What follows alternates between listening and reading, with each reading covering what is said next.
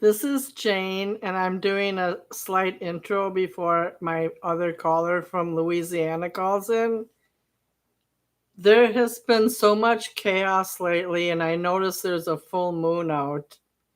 And I've been getting a lot of strange political action, both on TikTok and YouTube.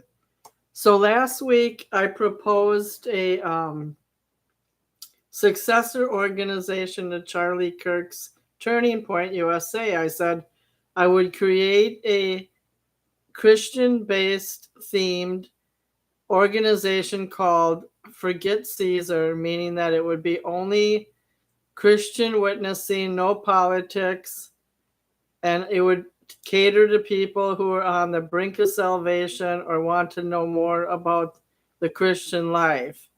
So some bonehead, and okay, that's not Christian, but some bonehead wrote me back on YouTube and said, well, why are you talking about creating an organization that's only Christian and then talking about politics later in the show? Because this is a political show. I've been doing it 15 years, starting in 2010. We were on Blog Talk Radio 14 years, and they went out of business. So luckily for you, you can't look up the archives. I do a political show called Political Gravity every week. I have 5 hosts. I have John in Santa Monica, Suzette in Riverside, who's indisposed right now, and I have a caller. I was doing my intro before I called you. But you can. I said I was doing my intro. Okay. No, you're on the air. You can talk now. I'm gonna let me finish the intro, okay? Sure. Okay, so I was saying to my listeners out there that we had a responder to our show last week that couldn't figure out why I was talking about a successor organization regarding what I would do if I was Charlie Kirk's successor. I would create a Christian organization called Forget Caesar and not mix politics and religion, because they are supposed to be separated by church and state. I would not inject politics or my political views into people's lifestyle, including gays, trans people, and that kind of stuff. And I wouldn't inject other intrusive belief systems in my Christian witnessing on how I think people should live their lives. That's their choice, and that's what they can do. And if they're interested in a Christian religion, then I could talk to them about the Gospels and the epistles.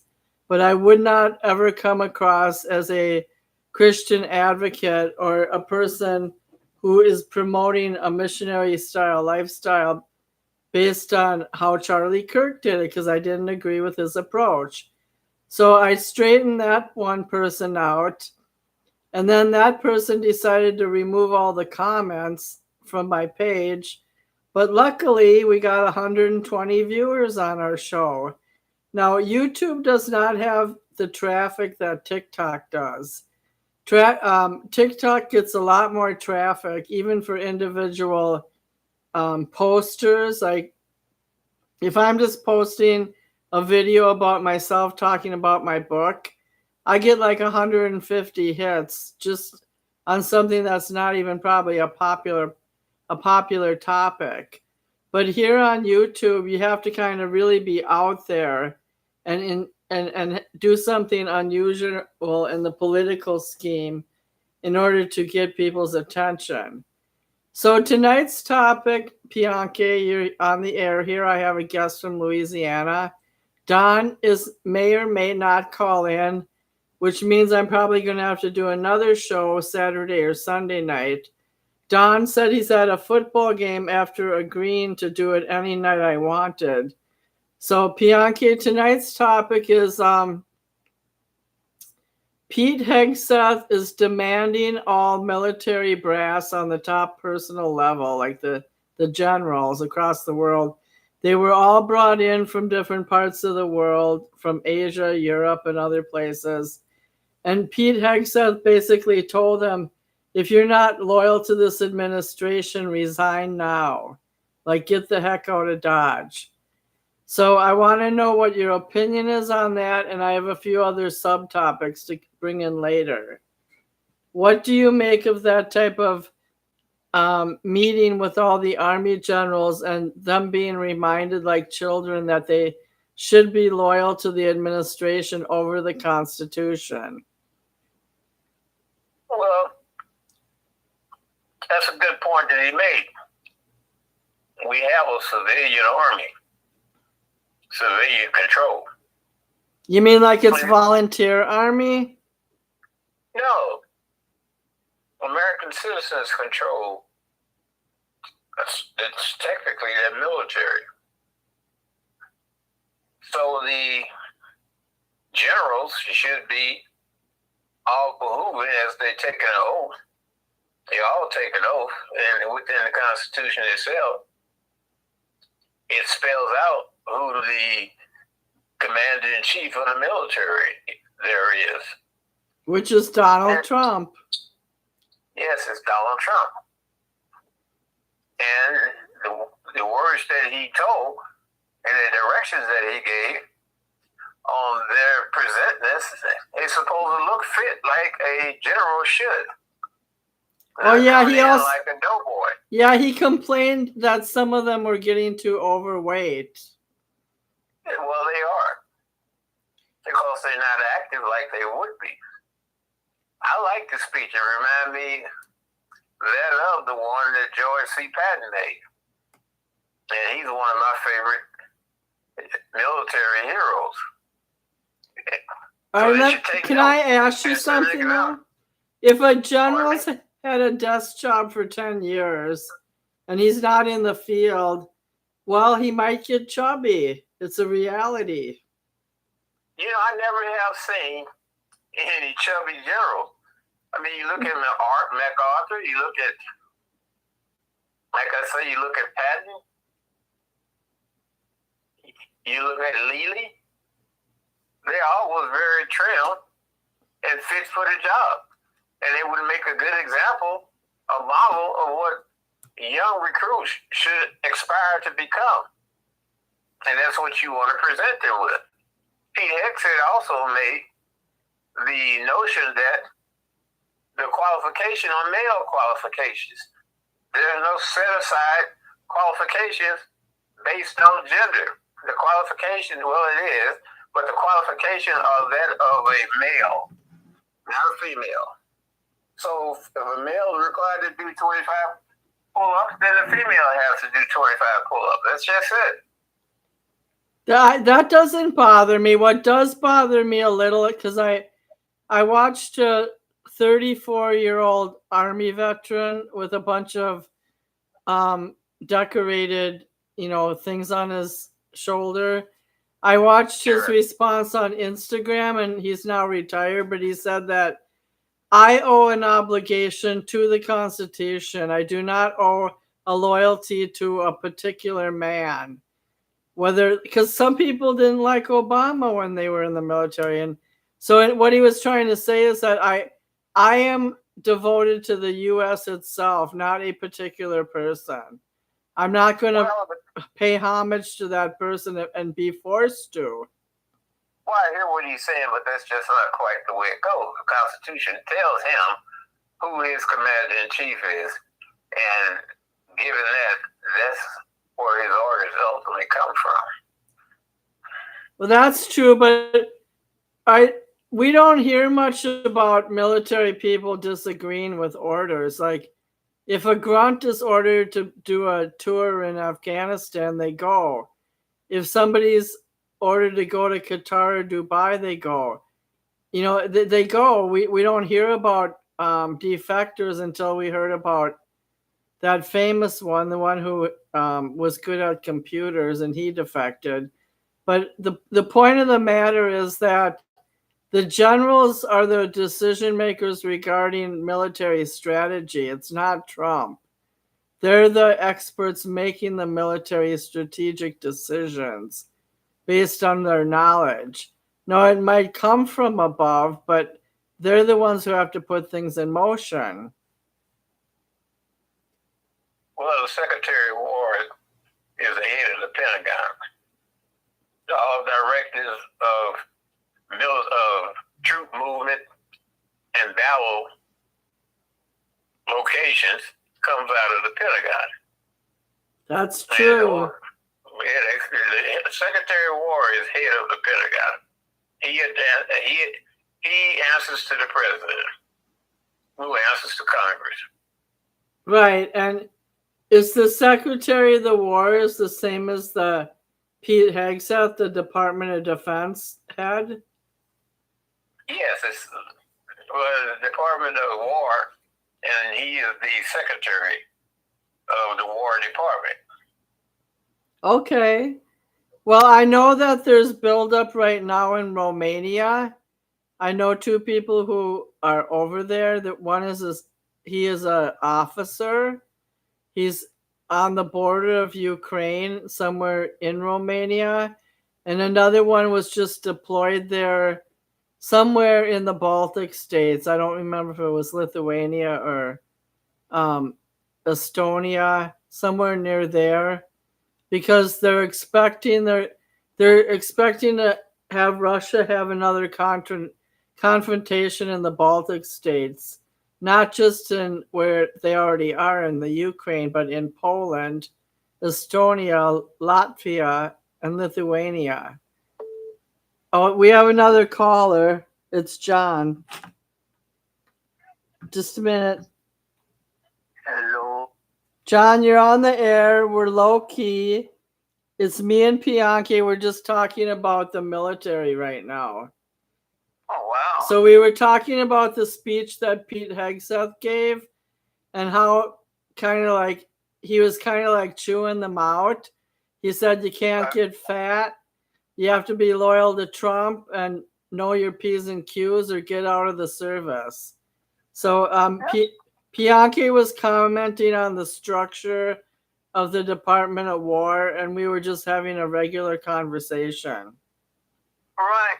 Well, that is interesting because if you and I were fighting today on the street, and there's gang members or militant, extreme fighters, soldiers trying to kill us, I don't know if I'd want you and me running on the front line.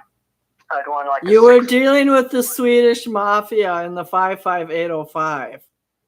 We want the most physically elite people and not change the rules. Like, we need someone that's 5 foot that can't even bench press 150 pounds to protect, our lives. So, does that sound pretty reasonable? Well, you said that you were going to go next after Charlie Kirk, and I'm pretty sure I could take you down if I tried. Well, an interesting point is that Pete Hegseth, remember in RFK, who's buff, they did the 10-minute challenge, and they did it. Their times were 5.5 minutes basically, and one of the top women gals beat him by a minute or two.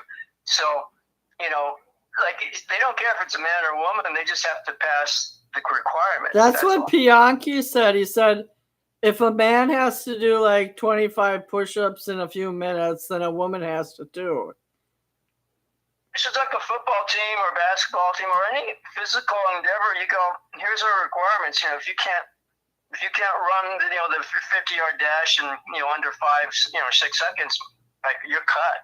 They just say you can't.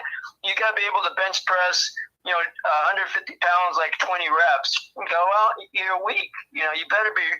You better have some really amazing skills because you didn't make the cut. Well, you can't change if someone's been in the military 10 years, and let's say they develop a like what Caitlin Clark had, a groin injury. Right. You can't just kick them out because they can't run the mile in 5 minutes. You have to give them some accommodation. They sign your desk, or you get I'm a disabled and here's an exemption. There's exemptions, but on the front line, you can't send out, even if you're flat-footed, right? You can't send out a handicapped guy, a one-armed shooter. I got a disability. I can't pull the trigger. All right, how about that Marine that shot down the Mormons? He might have had all the right stuff physically, but he was missing a few cups from his cupboard. Well, there's quite a few guys in the military they're kind of mentally unhinged. But the thing is, Guess my brother said a woman turned him into a monster. Actually, that's right. The guy obviously couldn't handle, an emotional relationship. I have some trivia. Pete Hegseth grew up 10 miles from where I grew up. Oh, yeah. In a Did neighbor. you take him in a 1 mile when you were 18? No, I grew up in White Bear Lake, class of 78. He grew up in Forest Lake, one city over, but I think he's about 10 years younger than me, if not 15. Who's hotter, Pete Hegseth or Gavin Newsom? Gavin Newsom by far. Oh, wow. He's got big ball. He has a bigger wallet.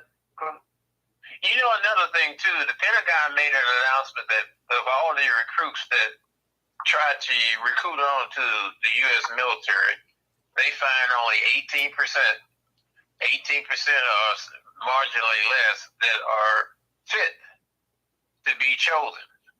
So that just gives you an indication of how the nation is. The nation is out of shape. The nation is obese, predominantly too much, and also intellectually, the nation is lacking too. I have an answer. Sorry. You have a special qualification thing. That is, if, like, say, Trump, he would not pass the test, even though he's commander-in-chief. But say, okay, you have to play 18 rounds of golf and shoot, a 6 handicap to stay in the military. Well, once you get up to a certain age, that's not very pertinent.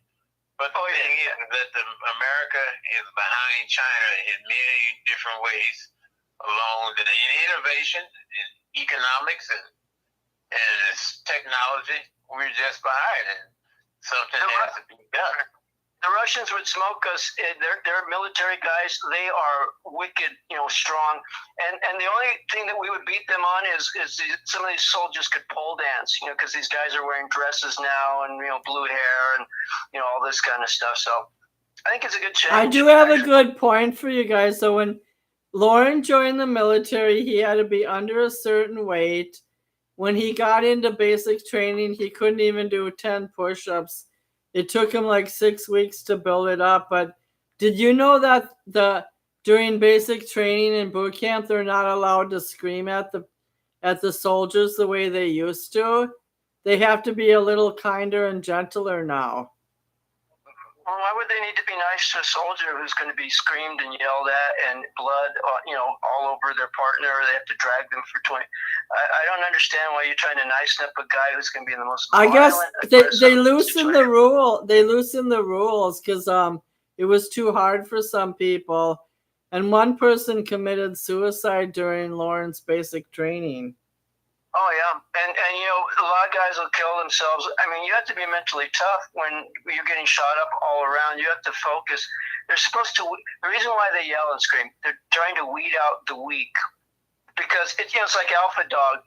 Why do roosters, fight to the death and other animals? Because the survival of the fittest. So when you go to war, military, you have to have the strongest guys. It's not for the emotionally weak, and it damages a lot of guys. War is not meant for a normal person. Yeah, I know Lauren wanted to join the Army Rangers, but he wasn't chosen. The question is, I asked that to Pianki.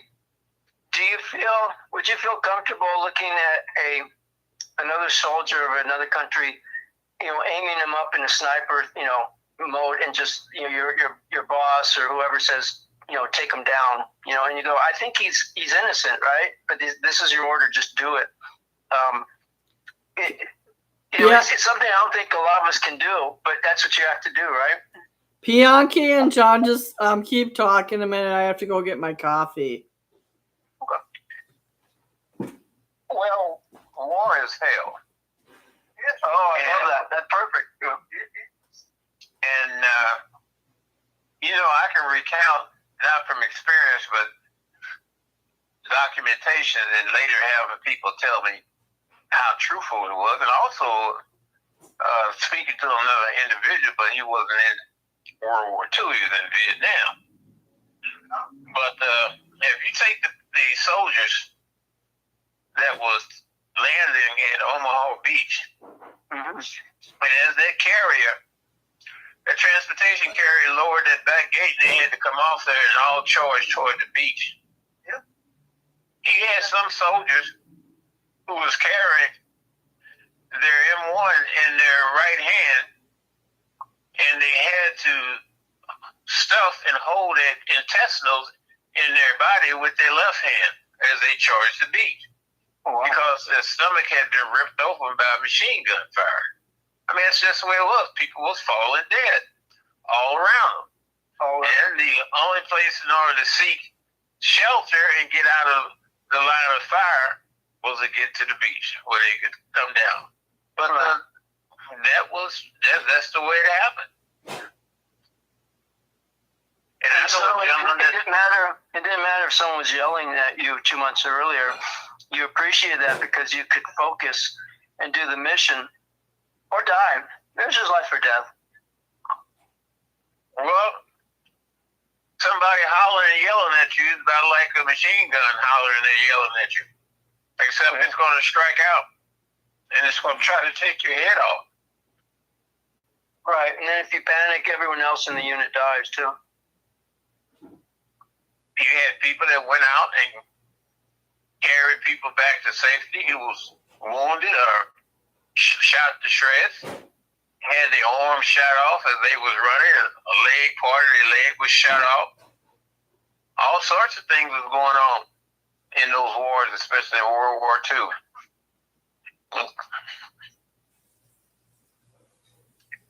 But just in Vietnam, and when you was in your post or at your point, and you never knew when a sniper might take you down, you was always on needles and pins, making sure you don't do anything as long as you don't come into no pattern where you could be timed and shot.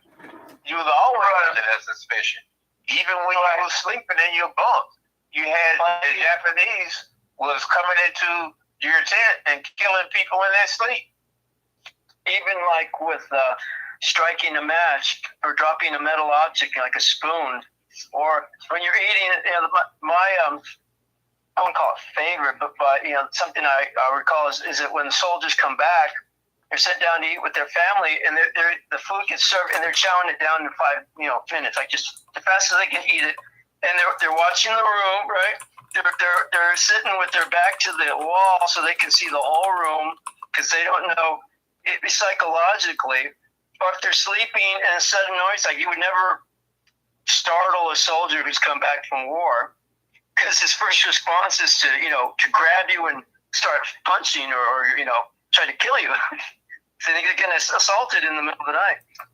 You out there in a foxhole in the middle of the night, and one of the Vietnamese tigers come drag you out in the forest, and you can hear the soldier hollering and screaming, and you can hear the bones shattering under the jaw bite of the tigers. Those things did really happen. Crazy. I'm here. So you say war is hell, and so that's the thing. You can't bring sophistication or charm to it. The only humor you can do is the humor of escaping the pain inside of you.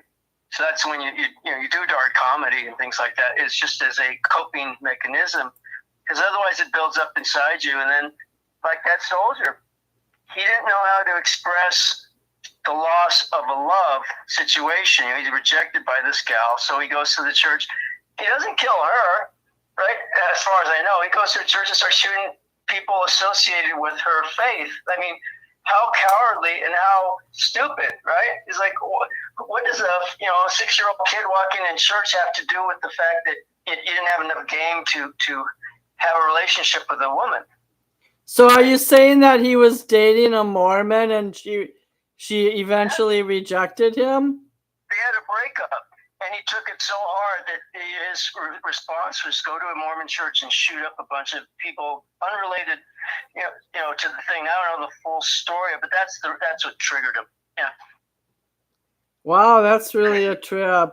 Because So in this situation, it wasn't a political thing like the Charlie Kirk thing or Trump, getting assassinated or any of that stuff. It was a jilted lover, and he was just pissed off, and he happened to be, right wing. Is I don't know his full story, but obviously he's right wing in his views or even ultra. So, but it was a crime of passion, not a political hit.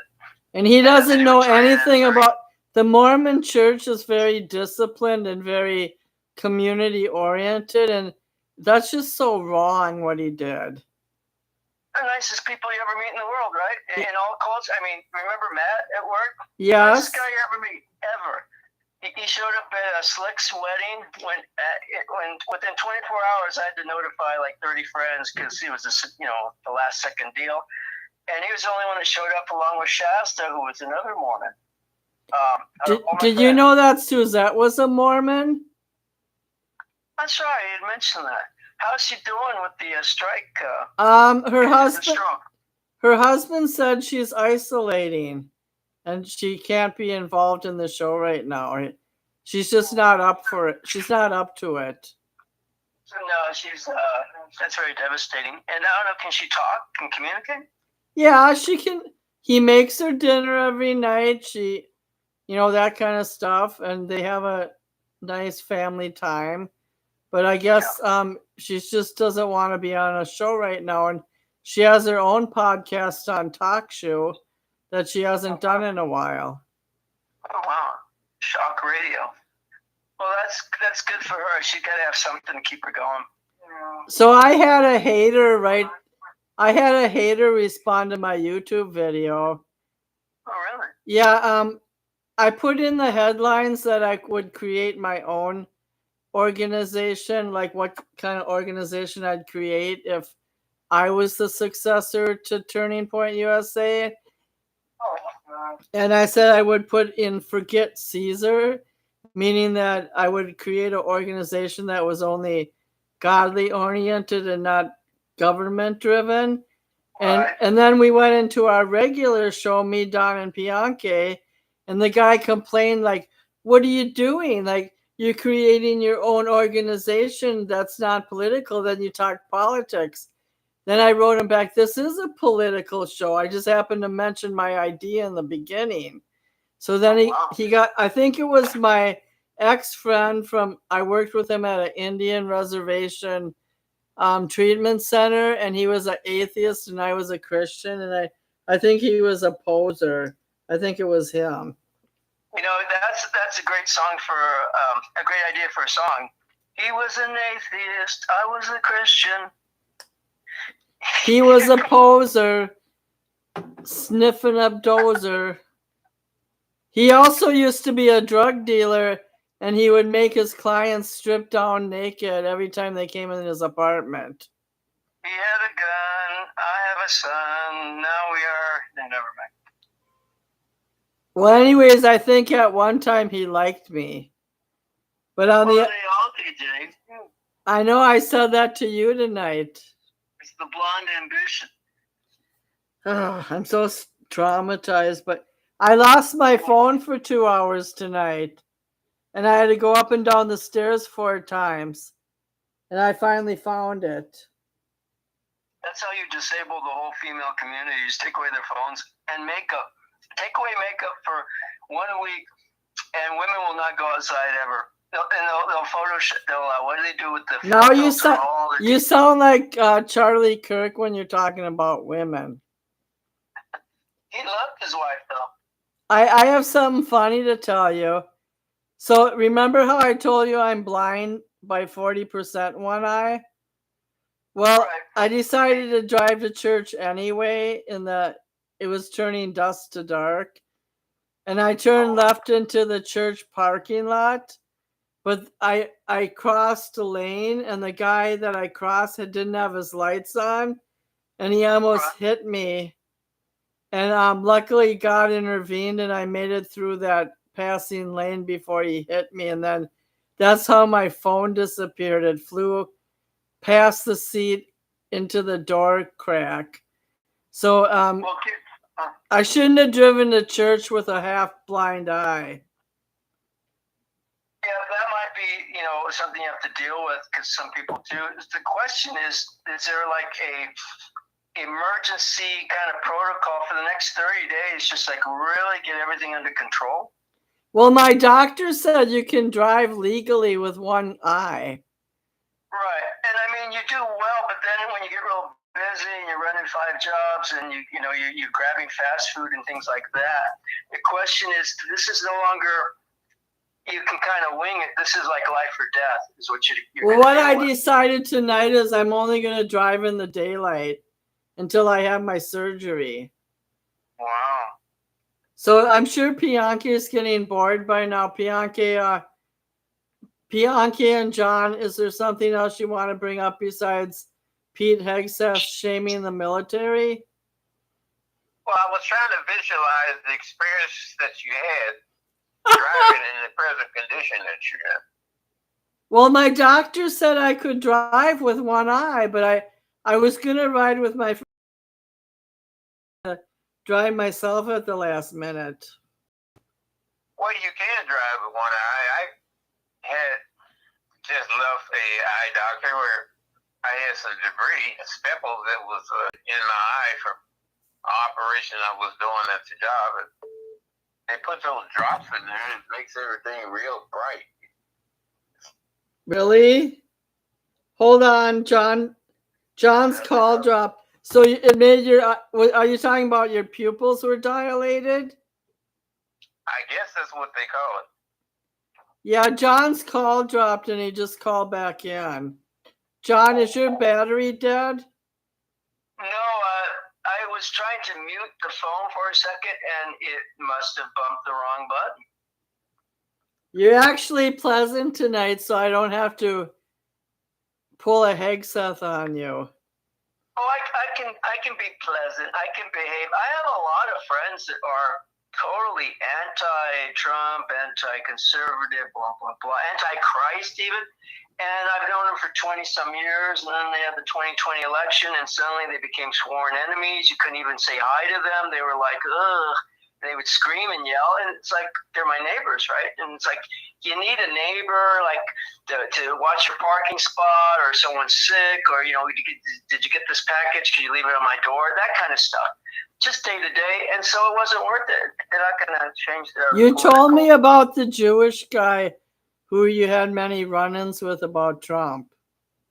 Oh yeah, and we'd sit down and watch, some stuff, and it always starts civil. Oh wow, well, did you see this on CNN? I go, did you see this on Fox? And we go back and forth, and pretty soon they go, you're just the stupidest, most unintelligent. Oh, and it's like we went from smart friends and everything to like enemies. So I have a great relationship with now. I don't talk political things, or if he talks politics, I just go, oh, well, that's interesting. Or I usually ask him questions like, well, you don't have to do your laundry over there anymore. No, but there's a lot of other business things. There's 2 vehicles of ours parked there. Is your Slick owns 2 parking spaces. Is your Camaro over there? Yeah, and sometimes I get mail even at my other neighbor's place, so it's very beneficial to to have good relationships with everyone, right? You should always not have enemies if you can avoid it. To tell you the truth, in the last 4 years, I'm sick of politics. I'm sick of the whole country, and if I spend a whole week working on my Catholic monasticism, or writing a novel about something fictional, I'm perfectly happy. Well, here's the deal: is that yeah, I agree. The last 20 years have been a nightmare, but here's the thing: the last 4 years previous for me was a nightmare. Watching our country just give away to China and Russia, and just becoming gay and trans, and all this weird stuff. And the border, people just crossing the border. We're not going to stop it. We have the power, but we won't. and then to see for the next 4 years, no matter what happens, unless they kill them, shut down the border. We're going to step down on this and that, shut down Iran, shut down, the Gaza thing. Like we're going to have peace there, whatever. Forced. It's not going to be a real peace. But the point is, it's going to be under control. And then, so I'm enjoying this next 4 years. I'm enjoying it. And then in 4 hours, someone will probably come the other direction. And I'll have to sit there and just keep my mouth shut and bite my lip. And it's like, that's the way it is. Okay, Well, I do want to bring up one thing, and then I'll let Bianchi go. I'm going to make it brief. Earlier today, you asked me if Obama stopped any wars. He ended the war in Iraq in 2011 in December. He ended the combat mission in Afghanistan December 28, 2014 with NATO. And he also tried to stop skirmishes in Syria between all the factors there, and he used our special operations to stop Iran from assisting Syrian rebels. So I'm just saying he didn't just do nothing.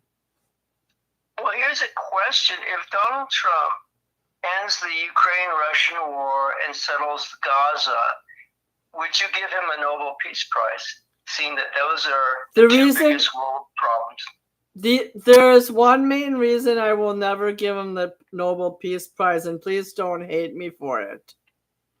Every day, every night at around 4 a.m., he gets on Truth Social, and now he's implementing AI action figures and action movies and making really bad fun of a lot of people.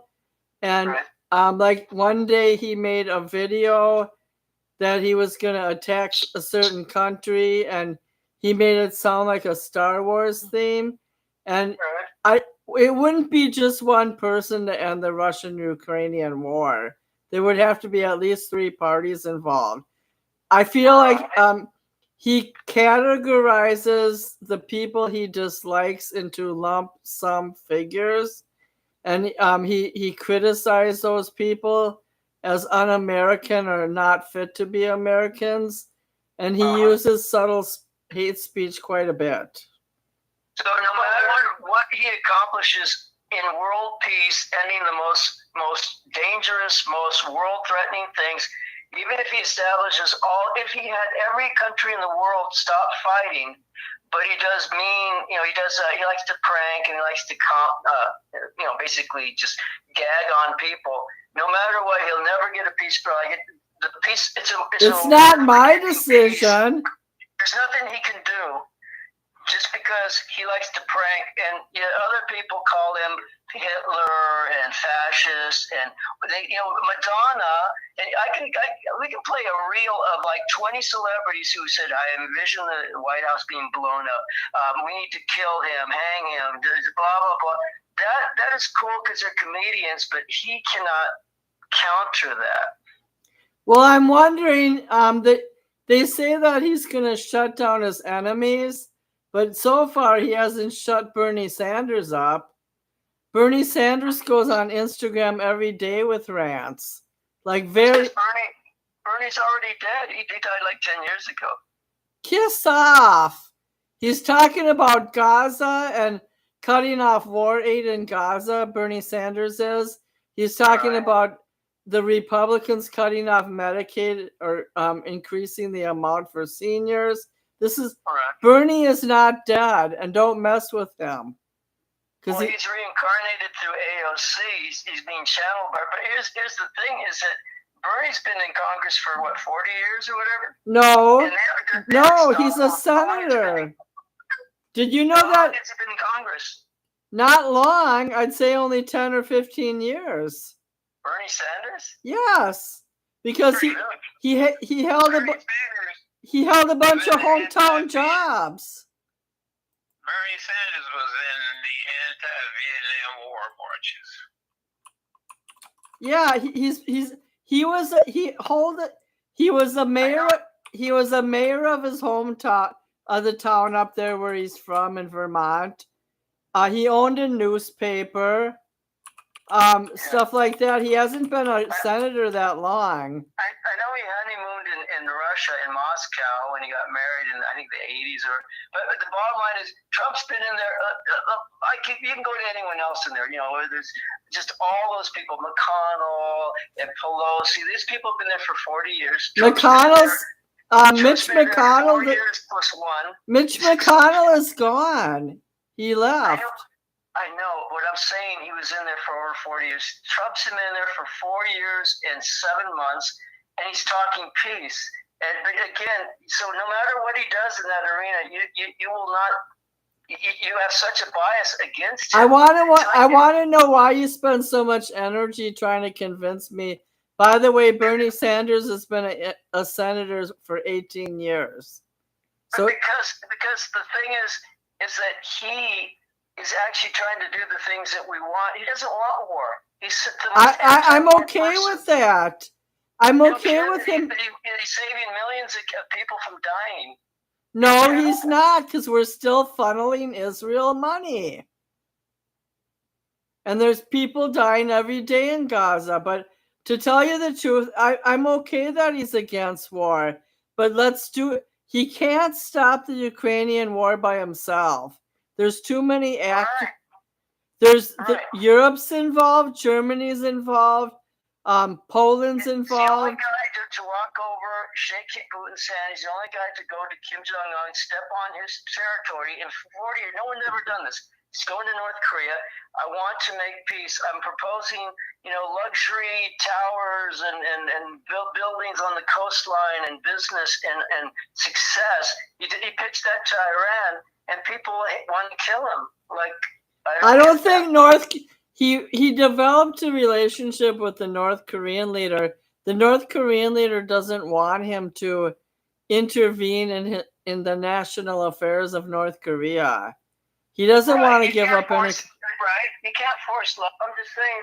But here's the thing: if I'm saying I want love, I want success, I want people to stop killing each other, and people don't want that. Am I a bad person? Isn't it the people who don't listen to the love peacemaking negotiator? Aren't they the bad people? It's your turn, Bianchi. I'm not gonna. I have words for him, but not right now. Go ahead, Bianchi. Well, I wouldn't be worried about Ukraine. The concentration should be about making America great. The hell with Ukraine.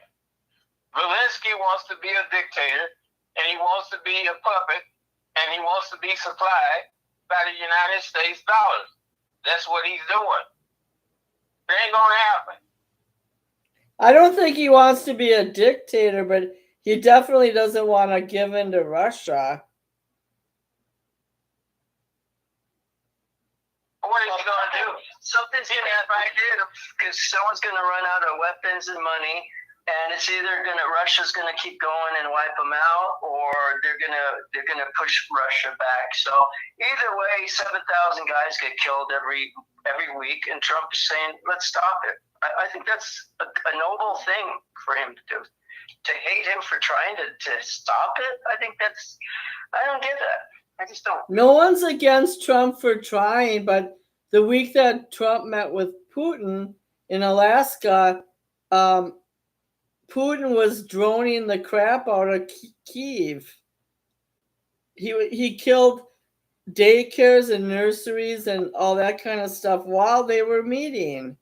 Right, and that's what Trump was saying. I'm giving you every opportunity, every last chance, and Putin spit in his face. So Trump's saying, okay, now we're going to go the hard way.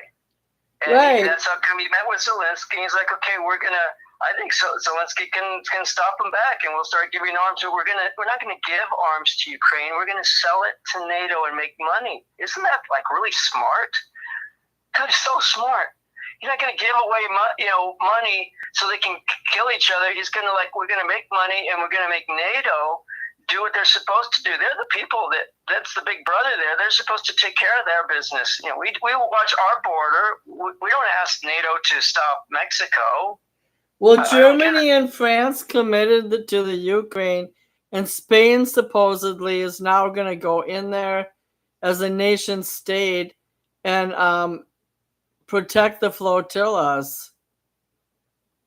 Well, the question is, why didn't Obama or Biden or any of these people over the years, why didn't they involve themselves in that situation? Don't worry about the past.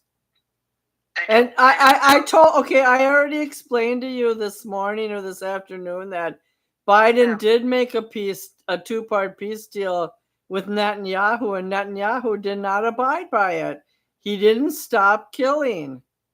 Well, do you understand that Biden opened up the sale of gas for what's her name for Russia, especially through the pipeline. So Europe is buying all and basically Iran got funded through Biden. He allowed all that Russia and Germany negotiated their own gas deal. Right, and Trump said, "Don't do that." Right? He said, "Don't give the Russians money." Well, but in 2023, Germany cut them off, and they created their own sources. Well, that's 3 years into the deal. The point is, you think that Trump's a bad guy? He's the only one making sense. Like, stop giving money to your enemies. They still buy oil from. He told them at the UN. You remember the UN just a couple weeks ago? You're funding Russia. Why are you doing that? What's the answer to that? They're stupid. I think you're too single-minded. No, I'm just logic-minded. Okay, It's like Germany stopped buying Russian crude oil on December 31st, 2022. Part of its plan was to phase out Russian energy imports, including gas. While the crude oil... You're telling me that Europe doesn't buy any oil from Russia? No, I didn't say that. I said Germany stopped buying Russian crude oil in December of 2022, and they phased it out, and now they're supplying their own petroleum and gas products. Well, there's a pipeline there. Who do they supply? I don't know that, but this is another example of you trying to put words in my mouth. I was talking about one country, Germany. I wasn't talking about... And then it's not Trump's job to tell Russia who they can sell oil to. He said America first. Well, Russia is... No, okay, think about it a minute. If America can make all their decisions about tariffs, then what right does Trump have to do to go into Russia, a sovereign nation, and tell them that they can't sell oil to India? What right does he have? I like it. I love it. I think it's brilliant, and I'm always right. So I endorse it. Donald Trump. That's how you rock and roll. That's what Putin and all these people do. You strong arm other countries if they don't listen. Do you think that you're a Christian nationalist? Are you a Christian? No, I'm just a practical, military. But you have to follow political. You have to follow. If Donald Trump's principle is that every nation is sovereign, and every nation has their own choices to make, then he's violating his own principle. I don't think he is. He was trying to say... Yes, he is. It's like he holds himself when it's the national defense. The whole world is depending on our leadership. Well, the conservative way is to leave these other countries alone. Let Russia have their former Baltic states. Let Russia sell to Germany if they want to. Leave them alone. We got enough oil here that we can supply Americans and do just well. Yes, Germany do buy some natural gas from the United States, but you want to do isolate Russia completely out of its ability to thrive economically? Yeah, we don't have the right to do that. They're not a first world country, but they're a second world country. Well, they're one of three superpowers that affects the whole national security in the world. So in some way we have to step up. Europe's not going to do it. So, but on the other hand, you said that Trump wants to end all wars, which means he cannot intervene and put the U.S. at risk all the time. Well, we tried isolation in World War II. There is a certain point where you can't ignore Japan, when they bombed Pearl Harbor, you have to go in and you have to search force and then get out. You don't stay in 20-year wars that you're not trying to win, like Afghanistan, like Iraq, like Vietnam, like Korea. That's the difference of Trump. It's not that you can't engage in wars, but when you do that, you go in, you win, and you get out. You have an objective. That's what he does. But what me and Japan Pia had the same. go ahead. Japan had the same objective. They was looking for natural resources. Simple as that. Places like India, who have 1 billion people now, they're just looking for survival, the cheapest gas and the most accessibility. Russia's closer to them than any other major oil producer, and Russia lowered their gas prices and their oil prices tremendously. That's why India bought from them. It was common sense. Yeah, they need to, in the United States, somebody is going to have to sell gas and oil to China. And Russia and China were tight for years. I don't know what's going on with them now, but they were tight. Well, I'm happy with what he's doing. I'm satisfied. Now, here's the thing, y'all. The world society, or should I say society, is moving out of what we have known it to be, and it's going into the next phase of reality. And that phase of reality is going to be Star Trek and Star Wars type of reality. That's what it's going to be. We're not going back to horse-drawn carriages and horses and mules pulling hay and ice cubes. It's not going to happen. Have you guys ever heard of those political and social philosophies, like the first wave, the second wave, the third wave? Like, we're a post-industrial society. We're now a technological society. The world is interdependent. China makes a lot of chips and stuff like that for our computer systems. Like, the world is interdependent, whether people want to admit it or not. And we're like on the fourth or fifth wave, and things are just not going to become like 1918 when Woodrow Wilson started the League of Nations, but then the next guy running against him wanted to cut it off. Like, we're already an interdependent international body. Well, China is making computer chips for physical computers. The next mode of chip making is going to be implants that can be implanted in the body and in the brain. And I'm sure that America is not going to go for those type of apparatuses to be implanted in their brains that's coming from China. We have to educate our population. Our population is dumb. I mean, we see it all the time. They're just not ready. They can't compete on that level, not enough of them. And those who, they're talking about cutting out government jobs. Well, they should be cut out because they're doing things the old mode and method and inefficient way of doing things. There's too much nepotism in it. You got three-peats and many operations in the federal government. And they have it, and I hate to say it, well, I'm not going to say it. But those jobs are going to go by the wayside. The same way it was during the period of time they was trying to put John Glenn into space. Those people that was involved in that, they are gone because IBM introduced the computer, the mainframe.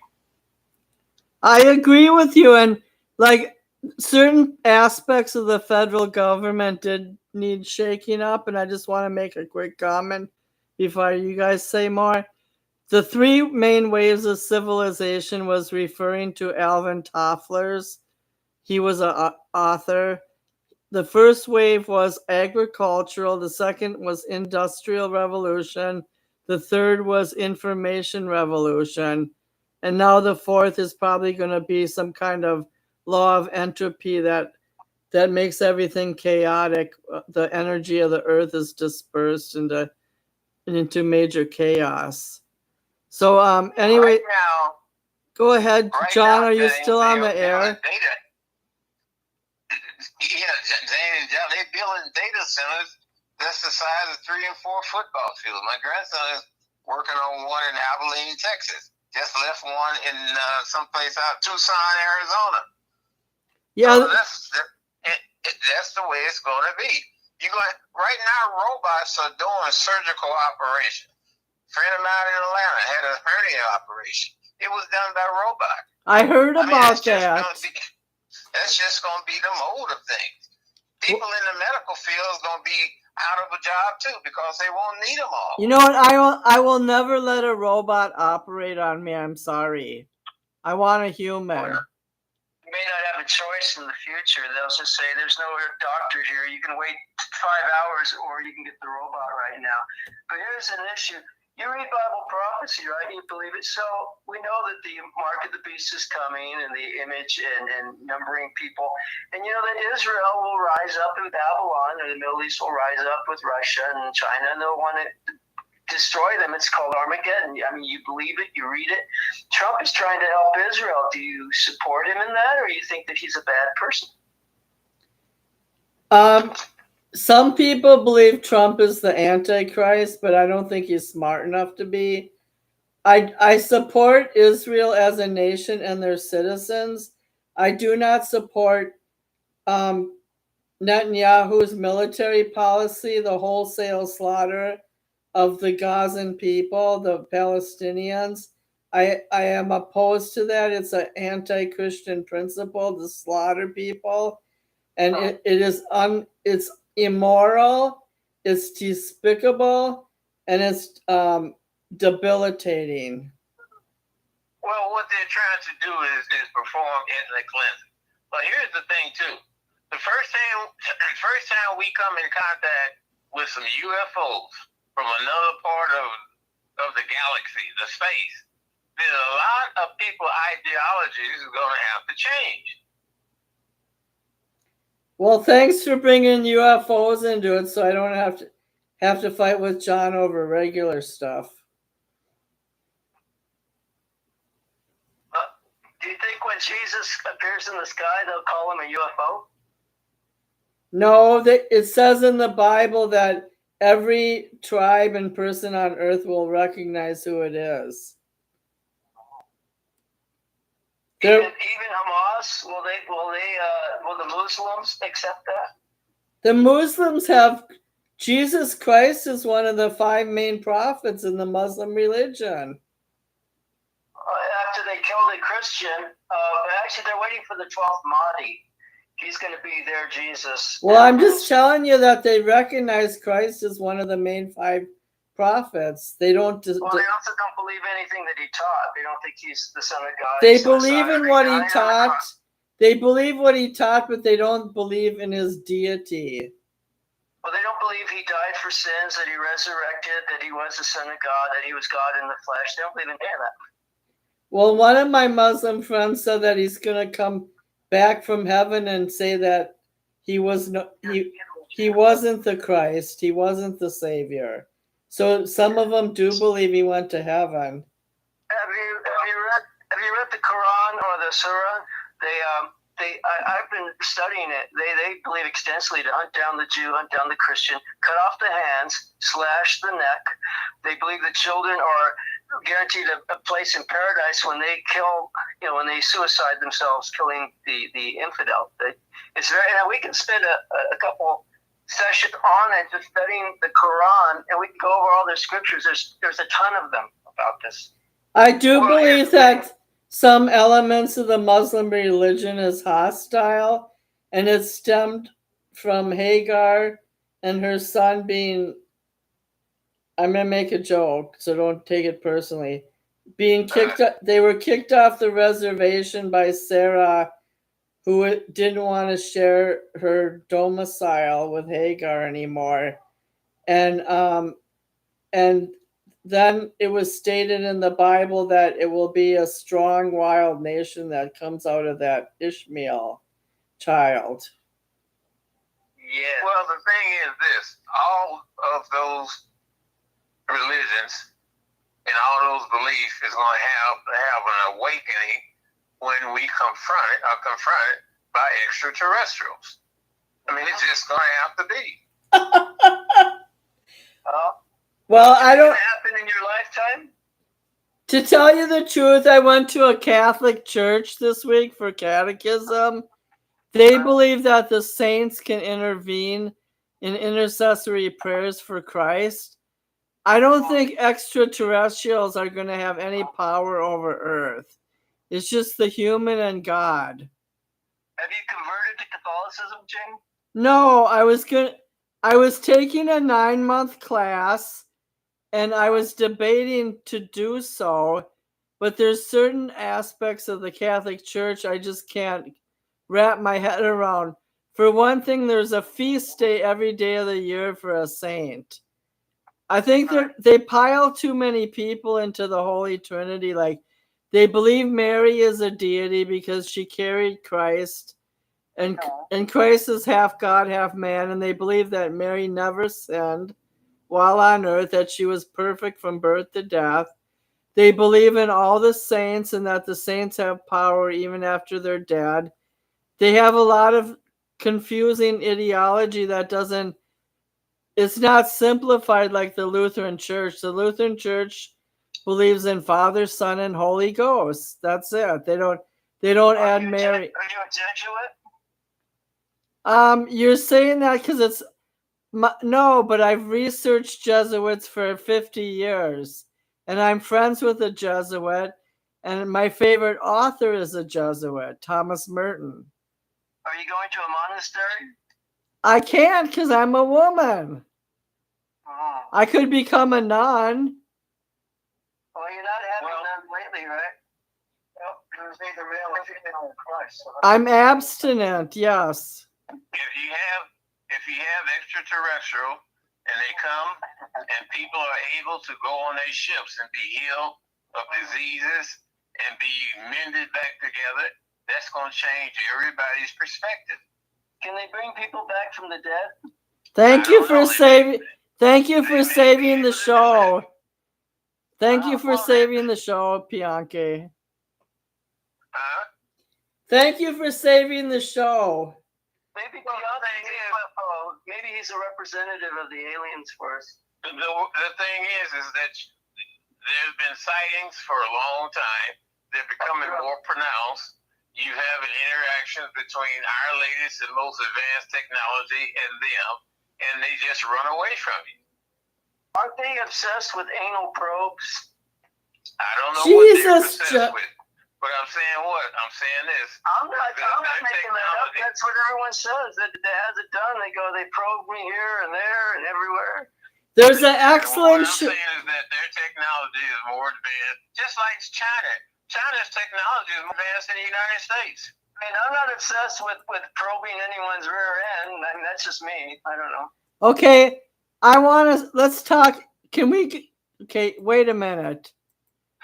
First of all, there was an excellent series on Netflix. It was a 10-part series, and each person eyewitnessed extraterrestrial event.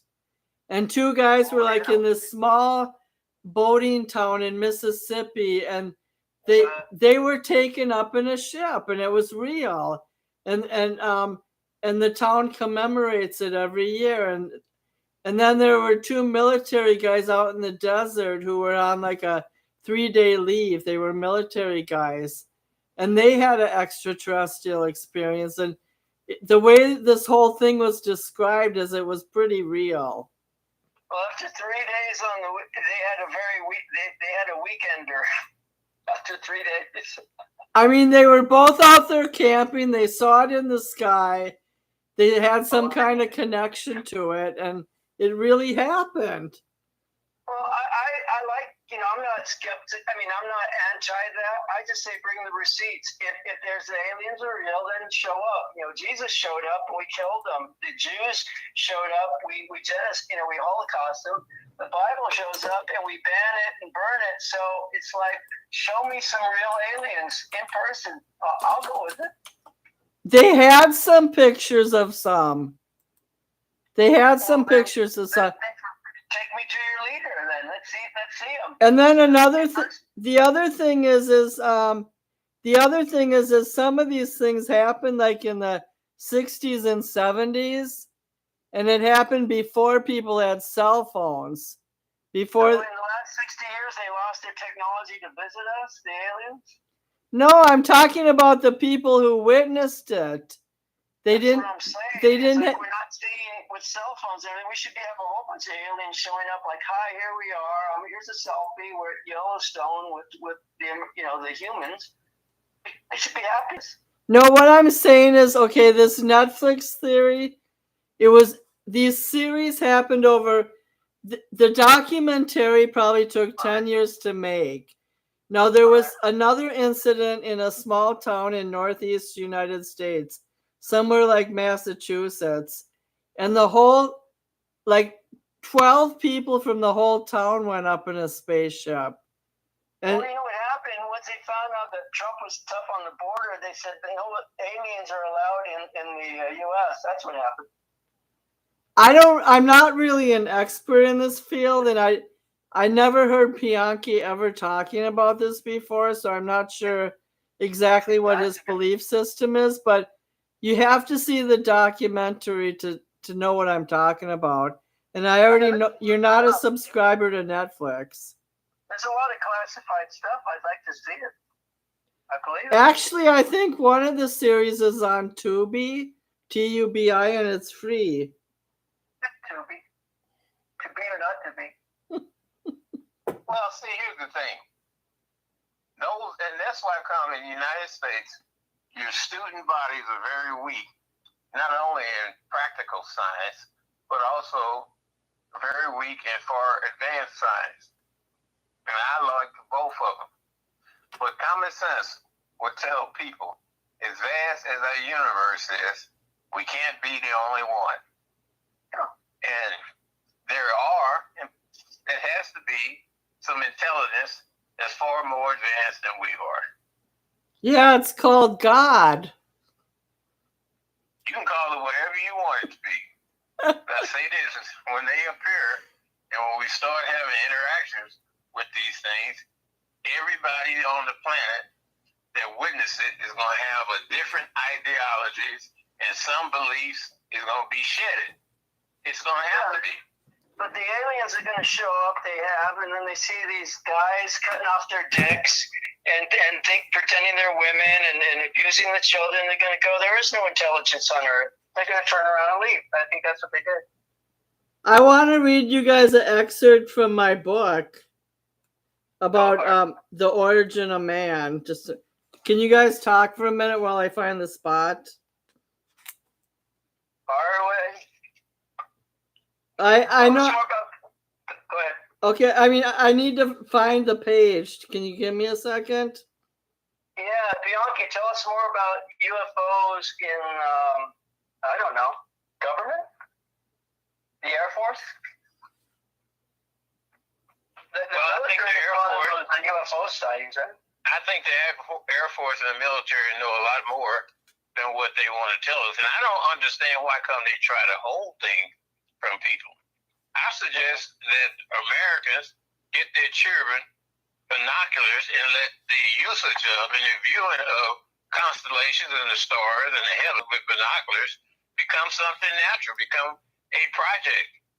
I think the more people that you have looking in that direction, well, the chances of being able to spot something and discover something will become less and less unusual.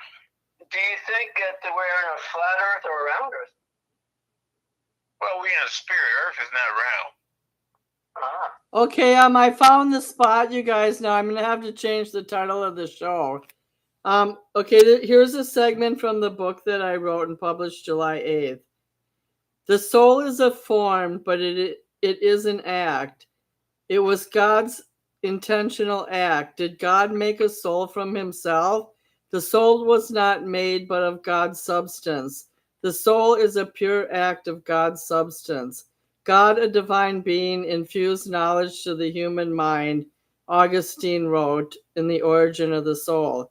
Thomas Aquinas understood the soul as the first actuality of the living body, and that the soul exists apart from the body, which does not need corporeal organs to function. In other words, the soul lives on past the body, so it doesn't need our body.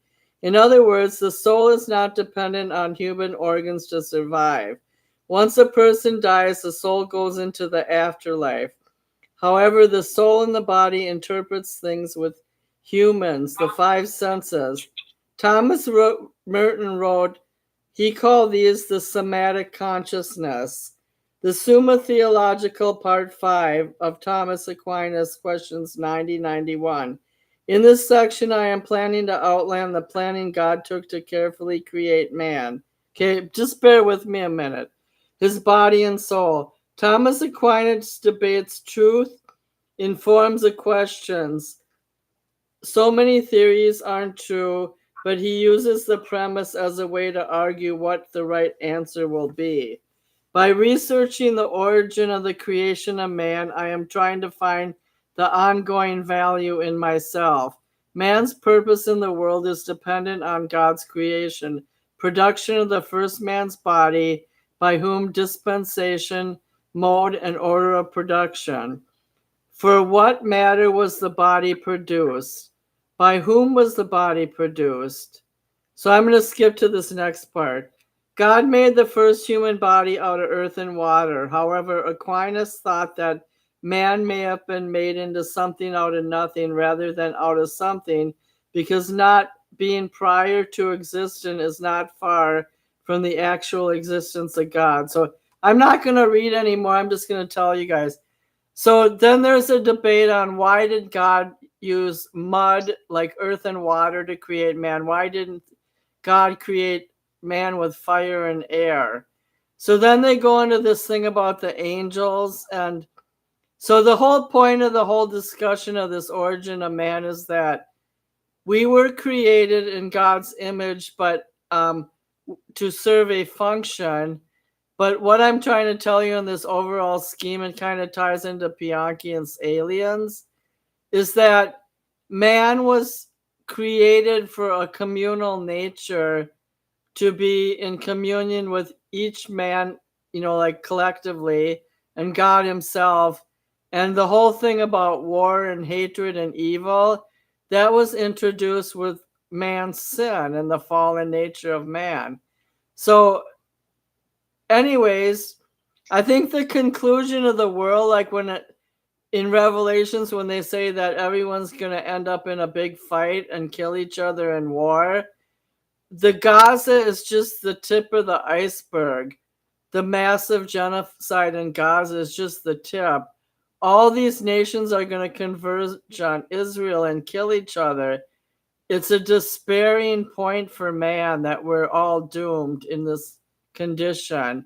I wish or saved at the end by the return of Christ. And thank God there are some leaders that are strong enough to support Israel before the world tries to annihilate it. Right? Well, Israel right now is annihilating another country. They're not just defending themselves, they're annihilating a country.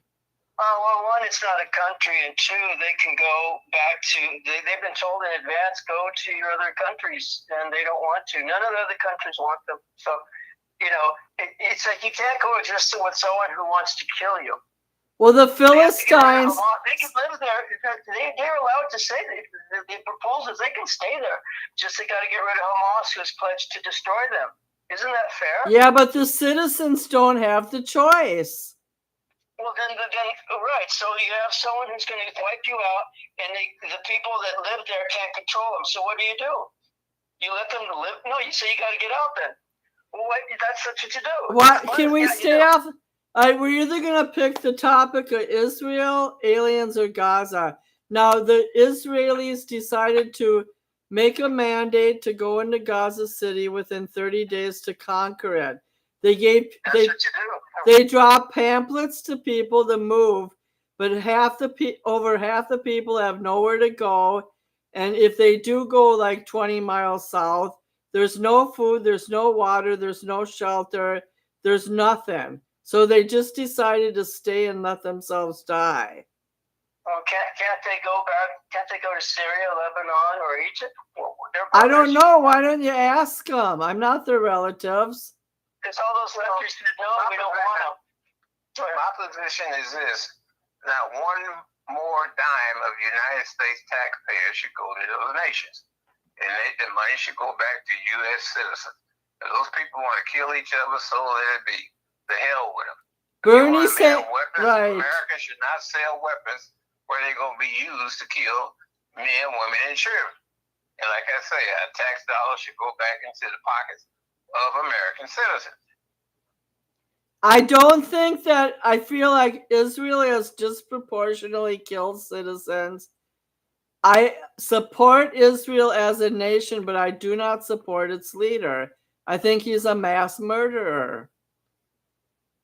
Well, that's because the people he's killing want to kill them. They will never, ever, do you understand? They will never, ever not want to kill Israel. They don't want to coexist. They want to kill them. Well, there's long periods of peace. And they're in charge. They're in charge of Gaza. So the people in charge of Gaza want to kill Jews and will never, ever... Well, they can't anymore because they're all dispersed. And Netanyahu is a genocide killer. I don't care if he's Jewish. Well, I'm in charge now, so what you do is you say, you guys get out then, we're going to cleanse it, we're going to take it over, because you're not going to be peaceful, and you can't control the crazy people, so we'll get you out. And we're not going to kill you, just leave. And they're not going to leave. They have nowhere to go. Well... There's no roads. The roads have been destroyed. Did this war start a week ago? It's been going on for hundreds of years. They need to figure it out then. They got to figure it out. All right, you guys. Improvise.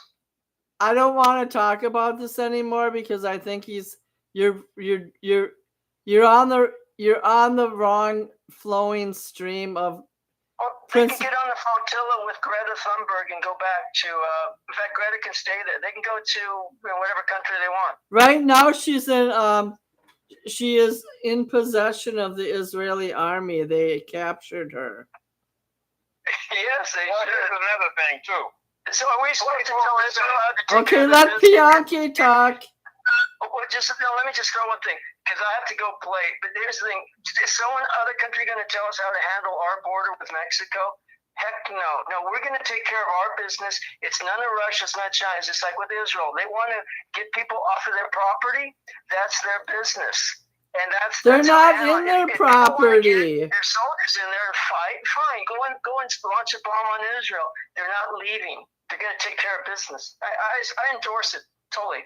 Okay. Clean it out. Here's the thing. Have a good about night. Me and Bianchi can finish up. Here's the thing about that. 24% of the children in public schools today are Spanish, and their population are increasing. At one point in time, they're going to be in power politically, and they're not going to have this sentiment that we see that America has today for these other parts of the world. They're not going to do it.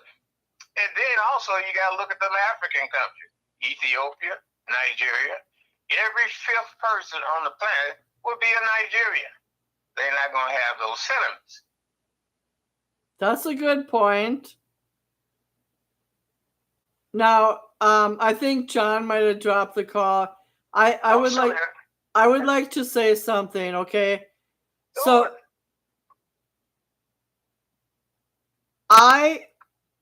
in the sense of the so-called liberal or whatever you want to call me, I'm in alignment with Catholic priests and Lutheran ministers. And I see death as death. Like, for example, in Rwanda, when each side killed the other and there were like 600,000 people dead in 2 weeks, it's death. And I'm not going to support killing. I don't care. There's plenty of Jews dispersed around the world in places like New York and California. I have really close Jewish friends. I'm buddy. It's okay to massacre 1,100 of them and just like leave it alone, like and take. All right, John. You're not empathetic to humanity. You don't give a shit about any of those. I don't want anyone countries killing each other. Okay, now you're bubbly underwater.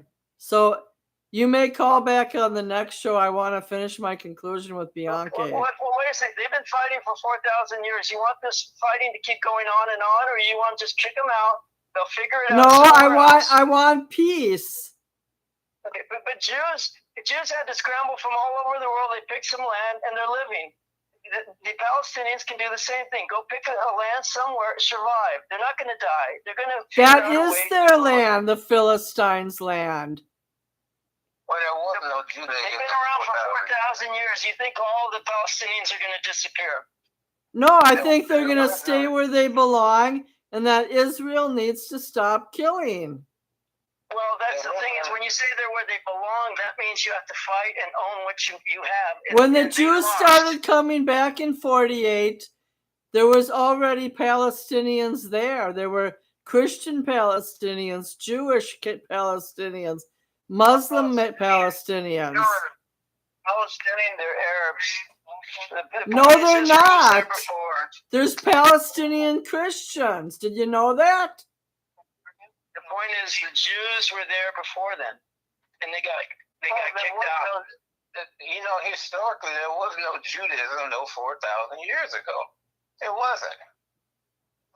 But there is now. See, that's the whole thing. It doesn't matter. It's what is now. Indians can't take California back.